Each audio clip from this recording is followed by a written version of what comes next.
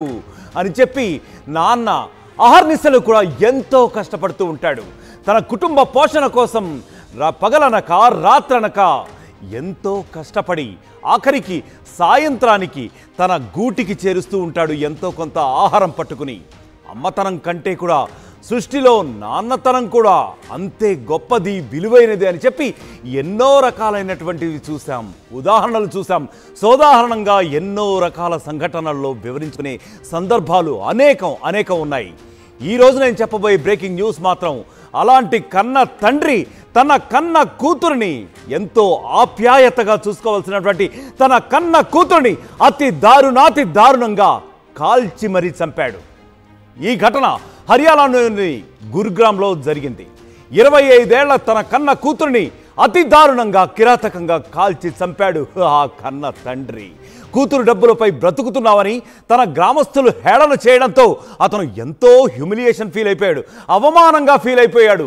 ఆడదాని సంపాదనతో బ్రతుకుతున్నావు అని చెప్పి ఎవరో గ్రామస్తులు హేళన చేస్తే అందులో వాస్తవాలేవో తెలుసుకోకుండా నిజాలేవో తెలుసుకోకుండా కన్న కూతురుని, కన్న పేగు బంధాన్ని అతి దారుణంగా కిరాతకంగా చంపాడు. ఆ కిరాతకుడైన తండ్రి నాన్న అనాలా, తండ్రి అనాలా? ఎందరో కూతుర్లు ఇవాల్టి రోజున మనం చూసాం. ఎన్నో రకాలైన సంఘటనల్లో, ఉదాహరణల్లో మనం చూసాం. మా నాన్న నాకు రోల్ మోడల్, నాన్న అంటూ ఎంతోమంది కూతుళ్ళు ఇప్పటికీ కూడా ఎంత కష్టపడి వాళ్ళని పెంచాడు, వాళ్ళ కెరియర్లో ఎంత స్థాయికి తీసుకొచ్చాడో, ఆయన ఎన్ని కష్టాలు పడ్డాడో తెలియదు, ఎన్ని పూట్ల తిన్నాడో, ఎన్ని పూట్ల తినకుండా పస్తులున్నాడో ఏది కూడా తెలీదు. ఆ కష్టం ఏది మాకు కనపడనీయకుండా పెంచాడు మా నాన్న అని చెప్పి ఎంతమంది ఇవాల్టి రోజున ఉచ్చ స్థితిలోకి వచ్చినటువంటి, కెరియర్లో ఉచ్చ స్థితిలోకి వచ్చినటువంటి సెలబ్రిటీలు సైతం చెప్పుకుంటున్నారే నాన్న గొప్పతనం గురించి. మా నాన్న నాకు రోల్ మోడల్ అని చెప్పుకుంటున్నారే. మరి ఈ తండ్రి విషయంలో ఏం జరిగింది?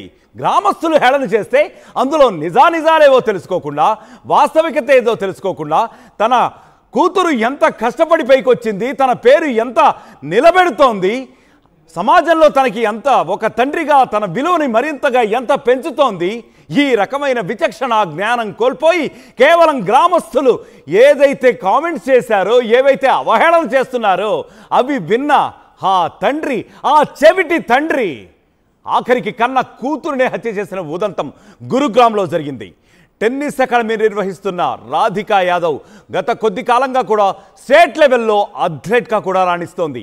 ఆమె నిజం మాట్లాడితే గురుగ్రామ్ ప్రాంతంలో ఒక సెలబ్రిటీగా చలామణి అవుతోంది. ఎందుకంటే రాధిక అత్యంత పిన్న వయసులోనే అనేక రకాలైనటువంటి మెడల్స్ సాధించింది. తన కన్న కుటుంబానికి, కన్న తల్లిదండ్రులు కూడా ఎంతో గొప్ప పేరు తెచ్చింది. అందరూ కూడా ఆమెను గుర్తుపట్టారు. మీ తల్లిదండ్రులు గొప్పవారు అని చెప్పారే, మరి ఈ రకమైనటువంటి పొగడ్తలు ఆ కసాయి తండ్రికి వినపడలేదా అంటే అవుననే సమాధానం వినిపిస్తోంది. ఇవన్నీ కూడా పోయాయి. తన కూతురు ఎవరైనా తండ్రి స్థానంలో ఉన్న ఇటువంటి వాళ్ళు తన కూతురు ఇంతింతై బట్టుడింతై అన్నట్టుగా పెరుగుతున్నప్పుడు చూసి ఆనందిస్తారు.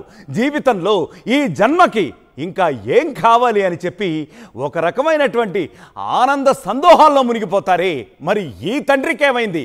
కన్న కూతురు తన కెరియర్లో పెరుగుతుంటేనే చూడలేక ఓర్వలేక కన్న కూతురునే కడుపున పెట్టుకుంటాడా?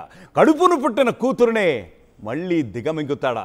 ఎంత దారుణం ఇది, ఎంత అరాచకం ఇది! కన్న తండ్రి నిజంగా ఇప్పటిదాకా అనేక రకాలైనటువంటి సంఘటనలు చూసాం. తండ్రిని చంపిన కూతురులు ఉన్నారు, అది వేరే యాంగిల్. బట్ ఇక్కడ ఏం జరిగింది? కూతురు ఎవరైనా అరాచకమైనటువంటి పనులు చేస్తే, లేదా తనకి అప్రతిష్ట పాలు తెచ్చేటటువంటి పనులు చేస్తే అప్పుడు కథానికి ఆగ్రహం రావాల్సింది. మరి ఈ విషయంలో ఏం జరిగింది? కన్న కూతురు ఇంతింతై బట్టుడింతై అన్నట్టుగా ఒక రేంజ్లో ఎదుగుతోంది. తన కెరియర్లో తన కుటుంబానికి, తల్లిదండ్రులకు ఎంతో అద్భుతమైన పేరు తెస్తోంది. తాను కూడా ఎంతో ఖ్యాతి గడిస్తోంది. దాన్ని చూసి ఓర్వలేక కన్న కూతురిని పొట్టన పెట్టుకుంటావా? అసలు నీది మానవత్వమేనా? నువ్వు అసలు నీది తండ్రి తత్వమేనా అని చెప్పి ఇప్పుడు సభ్య సమాజం ప్రశ్నిస్తోంది. ఒక వీడియో సాంగ్లో కూడా ఈ రాధికా యాదవ్ అంటే దీపక్ యాదవ్ అతని పేరు, ఆ తండ్రి పేరు, అతని కూతురు రాధికా యాదవ్ గత కొద్ది కాలంగా అథ్లెట్గా అనేక రకాలైన గోల్డ్ మెడల్స్ సాధించింది. ఒక వీడియో సాంగ్లో కూడా ఆమె నటించింది.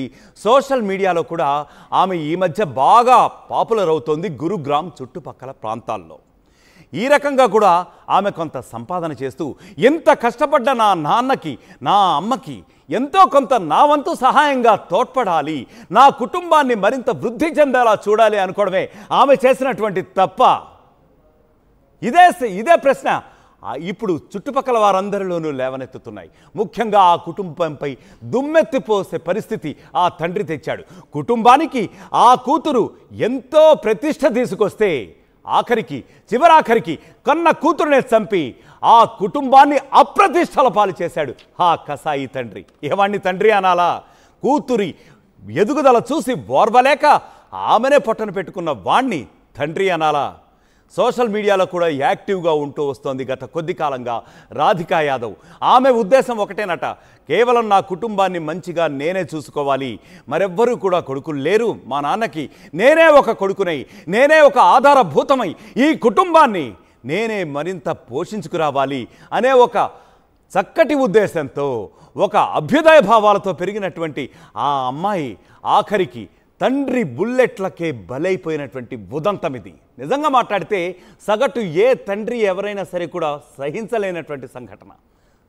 తన కూతుళ్లపై అవ్యాజమైనటువంటి ప్రేమను కురిపించే ఏ తండ్రి కూడా సహించలేనటువంటి సంఘటన ఇది. కూతురు ఎదుగుదలను తట్టుకోలేకపోయాడట వాడు.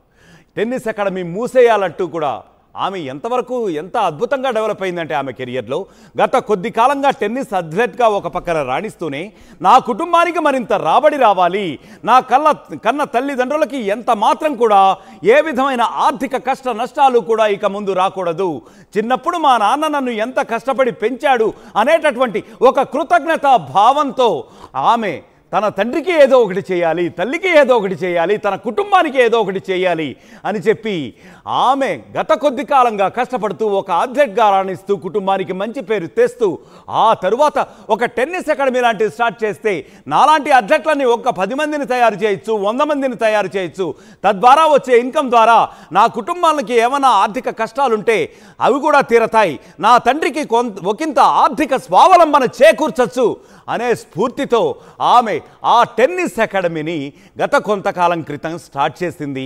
దాని మీద ఇన్కమ్ కూడా అద్భుతంగా వస్తున్నట్లుగా తెలుస్తోంది. అయితే ఆ ఇన్కమ్ను కూడా తన తండ్రికే ఆ అమాయకపు కూతురు ఇచ్చేసింది. అంటే ఎంత కృతజ్ఞతగా ఉంటున్నారు అసలు కూతుర్లు అంటే. నిజంగా ఇవాల్టి రోజున నేను అంటున్నానని